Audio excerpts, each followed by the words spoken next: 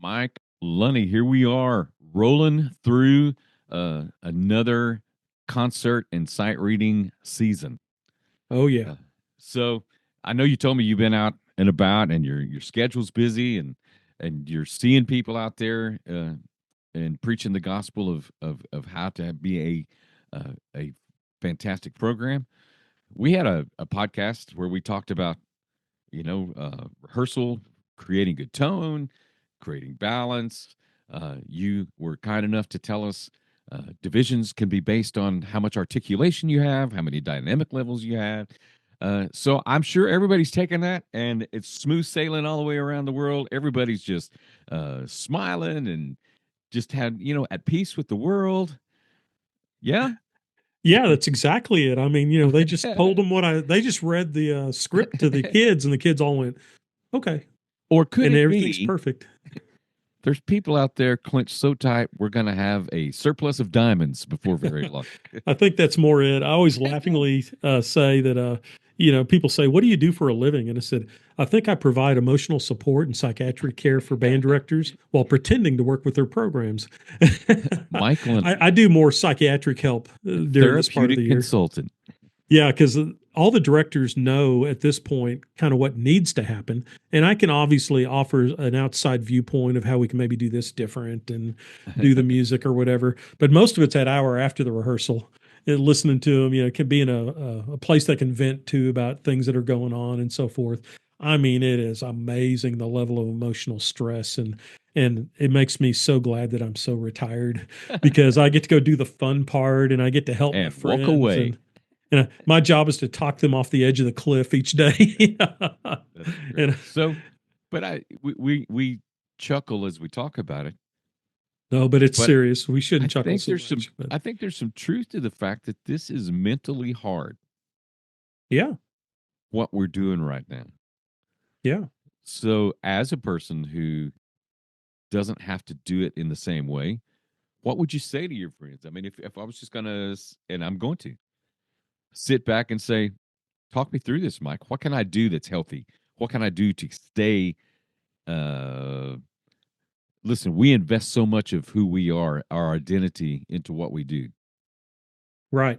And I think the most important thing that I kind of try to push at them at the very get go is that their professional life revolves around band. And a lot of them, some of them, their entire life revolves around band. And that's the scary part, but at least go with the professional part. But the kids in band, their worlds, for the most part, do not revolve around band. You got a few like real strong band kids that are maybe an all-stater, wins a concerto contest. That yeah, they feel the same level of this is part of my heart and soul. But most kids are there just to they want to go to the football game. They want to meet a good-looking person to date. They want to, they want to be part of something. They want people they can trust. They want people to have study groups with. It's their Um, community. it's their community. And so there's no possible way for those kids to feel the same amount of urgency that you do as a director. And you're expecting them to. It's not as their career doesn't depend on how the band plays. Right. Their I future got it. does not depend on how the band plays. But you know what? Directors sometimes get that confused. I think that the kids are not good kids because they're not as urgent as what I want them to be, and but however, they can certainly feel the same stress Right. Well, because you're making them feel that stress I think we project based on that your stress. demeanor Yeah. on the podium. Yeah, I just tell them, breathe, man, take a breath, said, sit back, go to the range and have fun with some firearms, play golf, whatever it is that helps you reduce stress, do it, Sit in the so rocker and whittle some wood. that's right. That's right. So once we get past that point, I think especially for younger directors, because they're up until this point, high school, they were that band kid. Right. So they went to college to be in band. And in college, they were that band kid because they were a music major, right? They weren't an engineering major that took band. Then they get a job and they're just horrified that every kid doesn't think that band is the most important thing in the world. I mean, some of those kids are only there because their mama made them be there. Sure. Or they I got to have mean, that credit. Yeah. or they got to have that credit and they're gonna PE credit and they're gonna dump out of there after their junior year because they've got what they need. and Right. they're not going to be seniors in your program. And you just got to understand that. Right. That's not a personal affront. That it's just different, So then I try to go into don't harm relationships with your kids or staff members based on lack of performance or achievement. If you're just beating them emotionally in rehearsal with your staff, treating them like dirt because they're not playing to a certain level, that's a problem. I mean, Sure. that's you, I guess giving your stress and tension a place to manifest itself, and all you're doing is making everyone's life miserable Right. around you. Everybody's miserable. Right. Yeah, and it just doesn't make sense. But I've done that. Yeah. Well, I I've think we done all that. do. And I was glad that I had people come to me and say, "Man, you got to chill."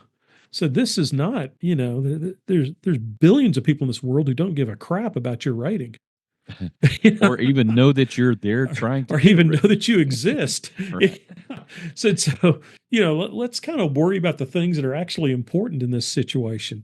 But if you harm those relationships, you can spend, oh gosh, 2 years working and have a kid that just thinks that you know what you're doing and the best interest, and you can ruin that in 30 seconds.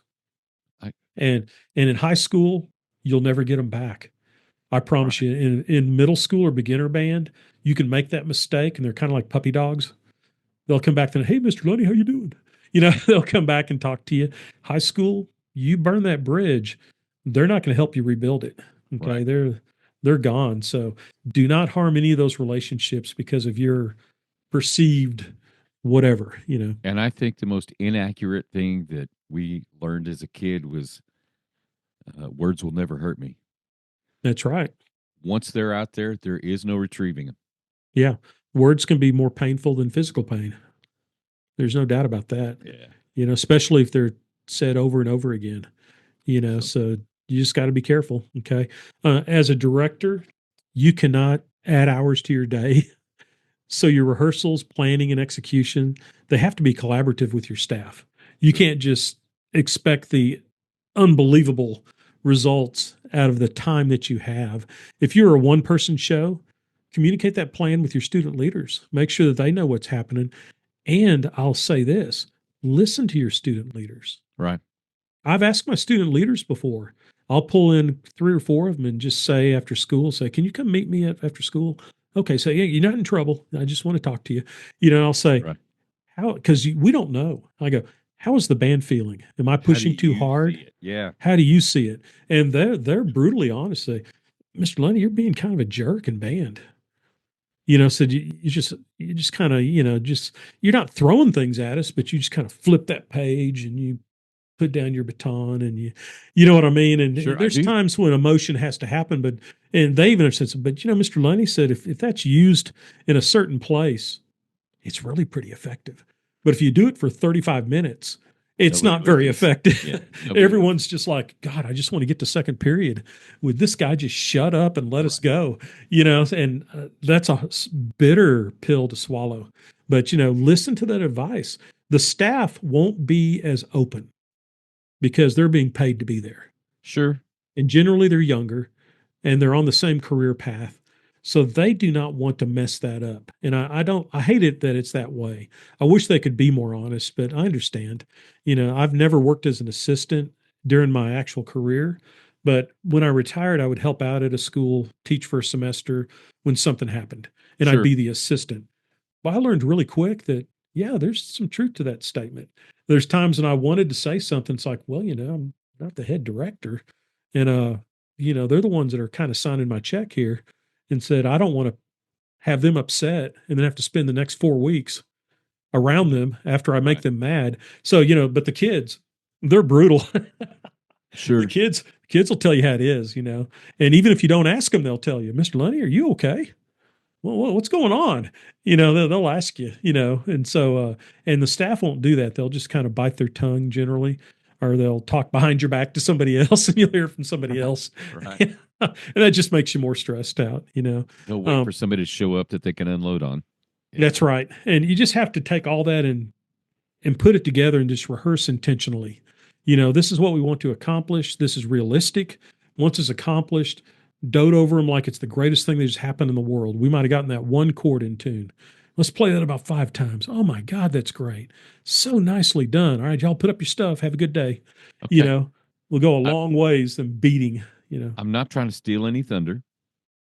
I'm not trying to get too far ahead, but I'm reminded of a conversation we had with our good friend Stephen Cox about what is our product. Yes. And this just keeps slapping me as listening to you Yeah. talk. Our product is not the It's end not the result. music. Our product is the student. That's right. Are we creating good citizens? Are we creating a positive environment for a student to learn and grow? Or are we focused on result? That's right. I think his greatest example was he talked about his wife being a visual arts person, Right. and she's like chairperson over a high school there in San Antonio, department chair. And I'd never heard it put that way, that succinctly. But Stephen and I had that conversation over the years that our product is not the marching show. Our product is not the music. Our product is the student. Right. And as soon as we realize that, and it's even if to the simplest basis form that we want a place where kids can escape emotionally to for 40 minutes a day. Right. If it's But that simple, that's worth it. The music has to be good, but you can't sacrifice the relationship and the student for the music to be better. That's when but it becomes wrong. I think by definition, as far as mental health and stress and reducing some of that, I think it's just a I don't know what natural law that helping people or focusing on people reduces your own. If you are trying your best to make somebody else better, you forget about me and mine and that's probably too harsh. But this No, rating, it's not. this That's rating. not too harsh. No. Are we making good people? Good people will make good music, Yes. no matter where that falls in the spectrum of our man-made ratings. And if a person, and I'm that way, if I feel like a person made me a better person, I will run through walls for them. Sure, absolutely, Because I know that they made me a better person. And if a person just uses me for what I can do for them, right. I will build walls between us If they because I are don't want to see that genuine, person again. Yeah. I'm on their team for life. Yeah. So, all right, didn't mean to hijack, but No, it no, no, just that's it was fine. just how that stuff bubbles, and you're like, I gotta say it. Yeah, yeah, I understand. And it was true. It was the truth, the honest truth. And trophies are great. Awards are great. You get all the little trapezoid looking rhombus trophies and whatever little things. And We've then all they got sit them around, collecting dust on the they shelf. collect dust Yeah, and yeah, they just, and, and I've said this before, but the old Ryder High School, I'm sure Legacy is doing the same thing. All their trophies face the wall. really. Yeah, so if you go in the old Ryder Band Hall, there was trophies from 1963 all the way to 2024. And all you see Think is the about that. back of them. All you see is the back of the trophies because the trophies are only for the people outside the band hall. We Oh get that wow! trophy because it's only for public relations. It's to get better budgets. It's to get whatever we need, news coverage, whatever, because we got a trophy. Said the trophy means nothing to us as an ensemble. What means everything to us is our recording and the people on either side of us. So That's the only thing that means anything. trophy's just a means to the ultimate goal. Yeah. And isn't that a great cultural statement to have all the trophies stored that way? Because you'll notice you don't think about it, but then you walk in and go, something's weird in here. What's Oh wrong? my God, there's like 70 trophies facing the wall.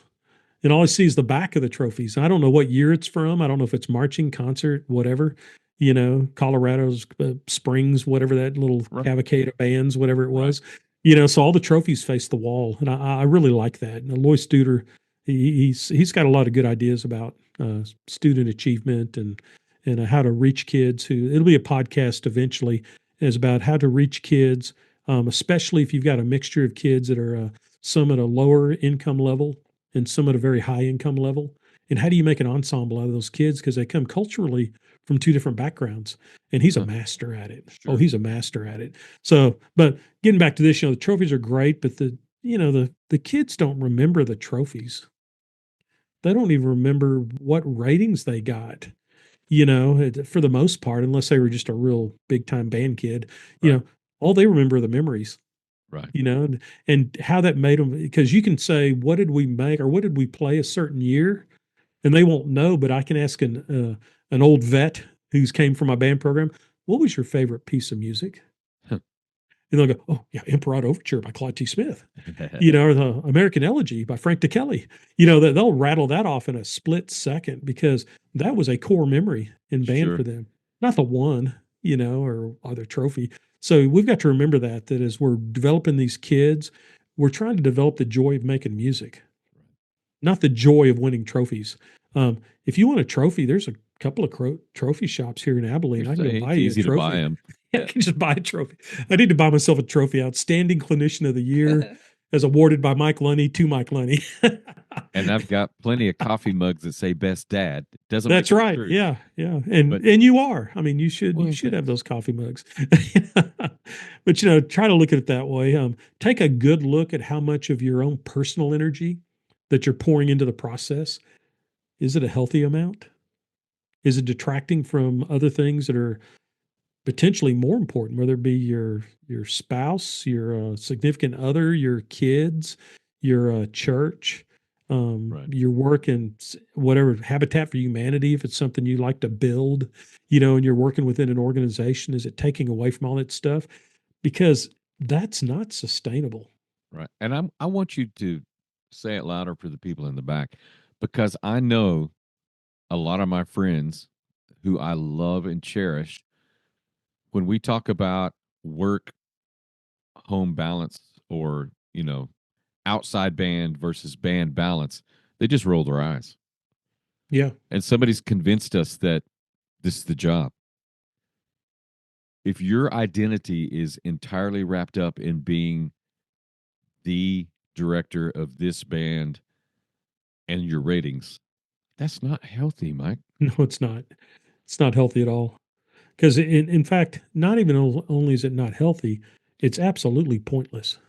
Well, It's there you go. pointless. It's ridiculous. You're what tilting at windmills. The old man la macha. You're spending your whole life just pursuing something that's absolutely ridiculous and that no one will give a rip about the day you die. Well, let me put it even this way They're to not you. they're not gonna care about the If you trophies. say you care about the students, gosh, I got to be careful. I love everyone. Okay. I love you all. If you say that you're in education to make great kids, your product is a positive experience for your kids, what are you modeling? Yeah, Because they don't care what you say, or you've heard the saying, your actions are screaming so loud, I can't hear what you're saying. that's right. That's true. And in our situations, we just have to look at the fact that for us as band directors, a lot of our career path is locked into trophies. That's a dangerous thing.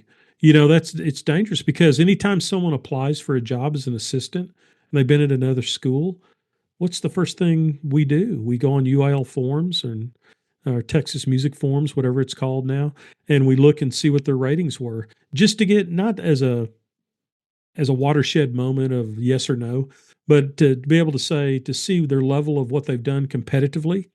Um, if I know it's not possible, but it sure would be nice instead of doing that to talk to kids who've been in their program and say, "What Right. do you think about Mrs. So and so or Mister So and so?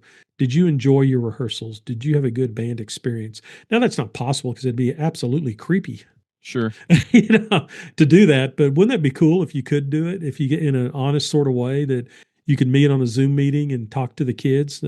But uh, but it's not going to. But if you put the things in the right order, no guarantee, but for the most part, the competition will take care of itself. If the kids feel like they can run through a wall for you and they feel like you care about them and you don't, you want to help them and they want to help you and then it seems like the trophies start to appear, Sure. and if it happens the other way where you're just beating them down to get the notes and rhythms and the whatevers, the technique, and then you get the trophies, that's when it becomes pointless. So there's nothing wrong. That's where Stephen Cox and I kind of disagree a little bit. respectfully between the two, because we're really good friends, Sure. is he really feels like there should be no competition at all. Right. And I I get it. respect that because he has a great argument for it. And I respect that argument. But I tell him, said, that takes such a big paradigm shift in, at least in our state and anywhere probably, that, our whole infrastructure is built on, how many times did you go to state marching? How many times did you make a sweepstakes? How many kids did you have in the all-state band? Right. The list goes on. And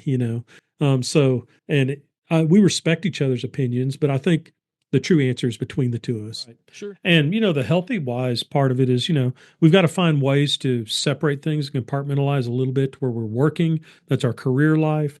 And then we have our personal life, then we have our church life or whatever. And of course, like a Venn diagram, they all overlap, but it's not where one circle is the biggest and everything else just is a little circle inside of it. Right. So we've all got to figure that out as individuals. And once you figure that out, your kids will perform so much better. Oh my gosh, so much Sure. better. But the pressures are intense, man. I mean, if you're at a 3A, 4A school and your goal is to be at a 6A school, man, it's hard to turn off that pressure cooker of I've got to get results if I even want to be considered to be an assistant at a bigger program or whatever. And it's there. And then you've got all the administration, the things that kids don't deal with. You've got the booster club. You know what I mean? You've got angry parents because no matter what you do and as much you're good hearted at doing it, there's gonna be parents that are gonna tell you you're an absolute idiot. Not just for they'll tell you. I've been told that Mr. Lunney, you're just an idiot. You don't know what you're doing. That's the stupidest thing. Yeah, and you just let them do their thing. And sometimes I mouth back, and then I have to talk to the principal. Then it's a whole nother level of stress because now I'm trying to defend myself. And Sure. if you're with an administrator and your first words are "you had to be there," you're in trouble.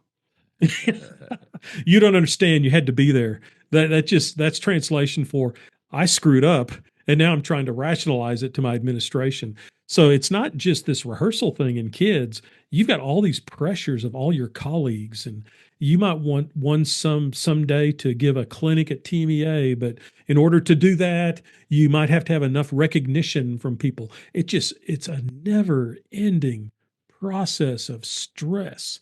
So you've got to figure out how to handle it because it's going to be there. Now, the only thing we have control over, truly, is what we do with our kids. That has to be healthy. Then you have a chance on all the outside forces. If you're unhealthy with the kids in your band program in that regard, stress wise, then I mean, I've seen too many directors just spiral down the hole. It's a dark part out loud. They spiraled down the hole and basically lost their career, lost their family, financially had problems because they couldn't pay attention to the things that needed to be paid attention to. But they got their one, you know. Right. So it just has to be, and I've said it over and over in this podcast, but it just has to be in order. And I was bad about that for about 10 years. It was all about the trophies. Oh my gosh. The students were just a disposable resource that they come and go. And if they quit, they quit. If they show up, they show up. I'm going to teach them and we're going to get trophies. Right. And it was so stressful. I've heard conversations with people I respect and think are the greatest and highly successful. And in a moment of honesty, they'll say, don't do it the way I did it. That's right. And I think Don't. a good example of that is Nick Saban with his book. It's How Good Do You Want to Be? And he talks about how, you know, later on in an interview with a sportscaster, he said when he was working full time as a coach, he just thought it was normal. Right. All these pressures, all that stress, 14 to 15, 16 hours a day at least of doing all this and ignoring his family. That was just what you did as a college coach. And when he retired, he realized that wasn't normal. And I think we as directors, not that we have football national championships or band national championships, but I think in our mind we kind of operate the same way. This is normal. We're Right. supposed to be stressed out. We're supposed to have to drink bourbon every night, and you know what I mean. Right. Yeah. And to survive, and I was kind of sort of that way, and I got better and better. Then when I finally retired, I still had that thought. Said, "Man, I thought that was all normal." Right. and it's not normal, guys. It's not normal. You can be successful and not eat up your life. That's good But stuff. another thing to kind of consider about stress in your life, and now we're going to get all Dave Ramsey on you. Okay, how you're dealing with like personal money and professional money. If you're a head director, you're in charge of a budget. If and if your home life is just in a wreck because you haven't taken care of the finances you've been given, then it's just going to add more stress to it. You can't escape it. I know a band director who was a region secretary and then sent out an email saying that we're like $30,000 short in our budget for the region. So I need every school to kick in this much more money, which then precipitated into about 30 emails back, reply all emails about we want to see the budget. We want to see the worksheet. We want to see where, because we've all paid all this money for our kids to audition in this organization. And you know what happened? He found the manila envelope with all the checks in it on his desk, buried with other paperwork. He had Wow. misplaced like $30,000 in checks, and he didn't That's know it because he just did it by the deposits and whatever. And a wonderful man, by the way. And of yeah. course, he sent that back out, and then it is what it is.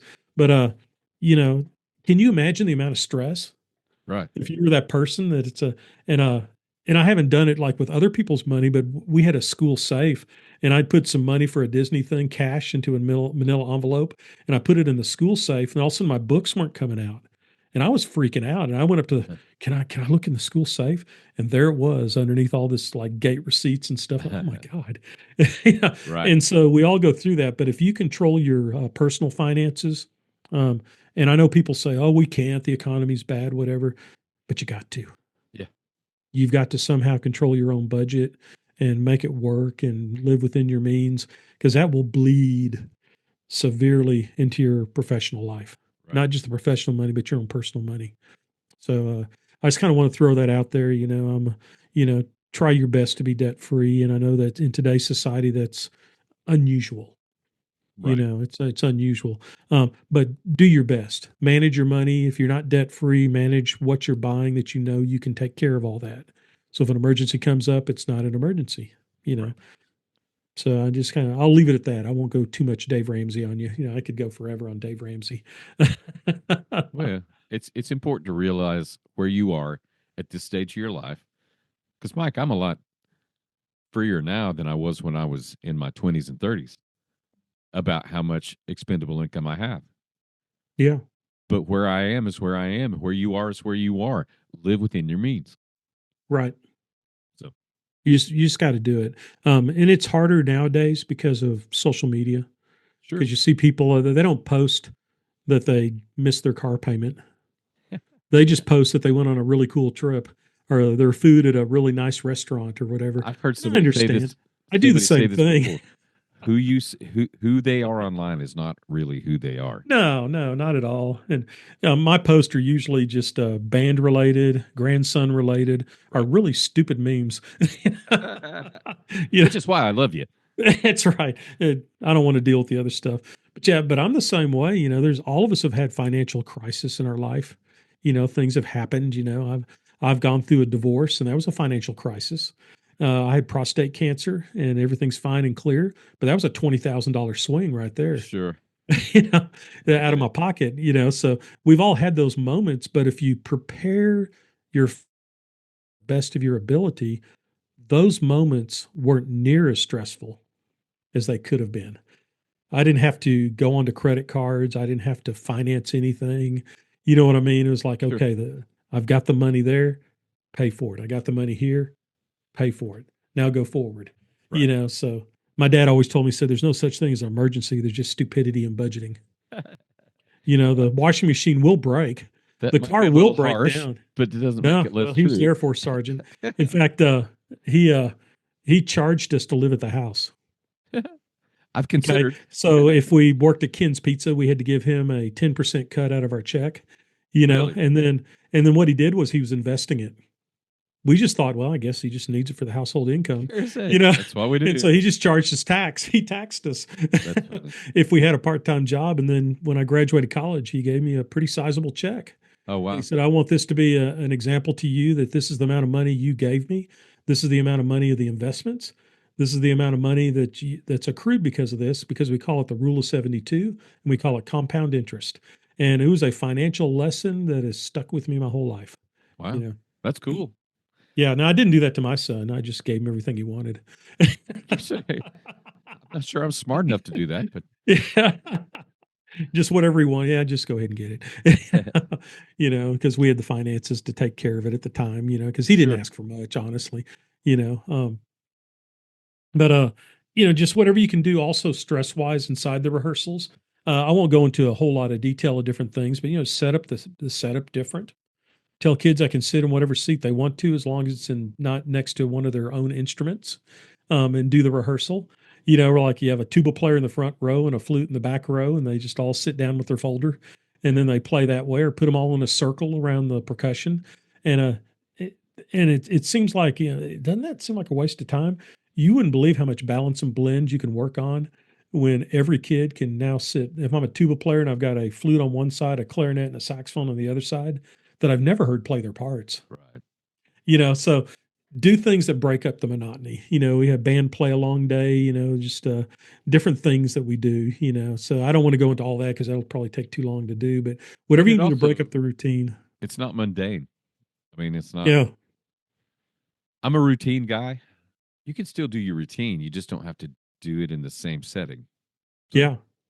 And I tell you what, one of the funniest ones I've seen was out in West Texas was a middle school director that had what they called the Wheel of Death. And they wow. would practice scales, and it was shot up onto the smart board from their computer, and it was like a Wheel of Fortune thing. And you go like, Derrick, you're up. And they'd have to come up to the front and push the button. It's, and it'd land on a scale. Say, okay, play the D flat scale. And they'd play, and the kids, they loved it. You know what I mean? And then some of them I've seen where they have the wheel of death, and the other wheel is all the kids in the band. So they push both at the same time. They go, and it's like So a this split person has screen. to play that. Yeah, so it's just, and the kids are like just screaming, you know, "Wah!" And he goes, "Oh my God!" Went past me, it's Derrick, Derrick, it's Derrick's turn. So they just have a blast with it. But guess what? They're learning scales, aren't they? Right. It's not play again out of the Fussell book, key of D flat. It's they just make a game out of things I would have never done because I'm just not geared that way. you know, I was I geared in the other way. I was going to say this in one of our other episodes. My friend Eric Baker, I watched him do a master class one time, and he said, "Listen, all you guys that hate practicing scales," he went and he got those. You know, back when I was in school, they were albums, but Yeah, basically you put them on and you could solo over the top of the album. right. The So Jamie Abersol stuff. yeah, the Yeah, Aerosols. And he would start one. He'd say, "Play your scales over this. Find what key it's in. Do ba do ba do ba do ba do ba do ba do ba do." You don't have to go ba ba ba ba ba ba ba ba ba ba ba ba ba ba ba, because that doesn't sound as fun, does it? yeah, and they're improvising at the same time. So And you're but you're relating still to a learning the thousand other notes. skills, Yeah, but you're learning the notes. That's right. It's really a cool situation to figure out ways to get them better where it's less stressful. yeah. They can just do things. I love that. In fact, it's funny playing with albums. Of course, I'm so dang old. I remember when Star Wars came out, How and the was it London in life? Philharmonic played the soundtrack to that. So the first thing I did was I went down and bought the album, and I still have it, by the way. It's Cool. worth about $5. You All know, right. but my turntable played the record a half step sharp. Oh, whoops. It was going just a little too fast. So I memorized all the tunes on my trumpet. So I was playing like the theme from Star Wars in the key of C sharp That's crazy. because I didn't know any better. I was, as a sophomore, I was like, oh, that's how Dennis Wick plays it on trombone. So I guess, from That's the, funny. and I was a geek. If they'd have had trading cards for the London Philharmonic brass You would have members, had them. I'd have had them. I'd forget those baseball cards. I forget Pokemon. I would have the London Philharmonic trading cards with Dennis Wick and all those That's guys. funny. I just followed them. But I always thought that was funny. You say play scales with albums. I learned all my scales by trying to copy Maynard Ferguson, by copying Chuck Mangione, by the Star Wars albums, but everything was a half step sharp. That is fun. I got you. And a final thought, I think this sounds overly simplistic, but perhaps it's a way, but it might be. But in my opinion, a lot of the stress can be avoided by one simple thing: don't pick music too hard for your kids. You What did know, Daniel Todd say? You pick your rating when you pick your. that's when you pick your program. Err to the side of too easy. You know, I found that no matter how difficult I picked my program, there's always kids who complain that it wasn't hard enough. And I think James actually said it that way. Daniel said he was going to play "They Led My Lord Away," and they said, "Oh, they led my rating away." Yeah, they led my one away. They led my That's the Lord away. that's the judge's title for it. Oh, they're That's playing. it. They led my one away. That's right. So just kind of keep that, keep it in the middle of the road. When I would do like marching shows, and Luke McMillan was in my band. Then he was my assistant band director at the high school for I think 11 years, and so he wrote a lot of the marching shows. But I would think of that like kid in the middle of the third trumpets, Right. and that kid played that third trumpet part. And Luke knew the band inside and out, so he wrote according to that. And I think that's a big reason we had success was because our show was custom tailored to every kid in the band almost. He'd write out an additional part for those five clarinets that can't do hardly anything, but they could do that little extra part that Luke wrote out. Yeah. Which you couldn't get that from another composer because he knew those five clarinet players. Well, I'm just not going to let them play above the break because they can't do it yet. Right. And then concert season, we're going to try to push them. But this is marching season. It's a horse and pony show. We got to get them moving. And we don't want them just to fake their way through it and No, be making wrong bad sounds trying to play too hard apart. So I heard Tommy and James both say this that they they recognize their band and they look for pieces that complement who their band is. But I'm going to twist it just a little bit and see if you agree with it. If you will program to your band's success instead of programming to your success, right, does that make sense? it does. And it fits back to your saying that you always say, play what you can for contest. Yeah, yeah. You've got to do that. So, And then those kids that complain about it being too easy, just try to feed them with more solo and ensemble and all region exercises. And, even like this next week, I'm going out to Wiley and they have a concerto contest. So those kids that are the three all-staters, one in the 6A band, two in the 5A all-state band, all these kids get to sit down and play their concertos for me, and I get to judge them and put them in order. oh, cool. So it feeds their souls, Sure. so they can play really, really cool pieces of music for bassoon or tuba. And that way they feel musically fed. And Sure. so, and don't get me wrong, that band plays some literature, man, but still there's always those kids that are just a notch above. Right. They need a little extra special something to make them feel like they're actually doing something. That's Yeah. cool. And I think the biggest thing, I'll finish with this quote that I tell directors: it's the journey that is most important, Yeah. and it's up to us to make the journey worthwhile and not a beatdown. Because it's that daily rehearsal that's more important than the day of contest. I've had a friend say the journey is the reward. Yeah, yeah. So, okay, man.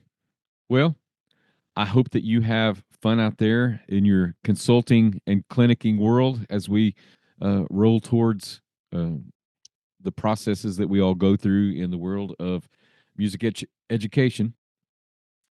And I just want to tell you, I appreciate you. Hey, I thank you. appreciate you Appreciate you too. stepping out and saying to your friends and your peers, I've been there. Just listen to what I've learned. All right, brother. Well, have a great week. You too. You too.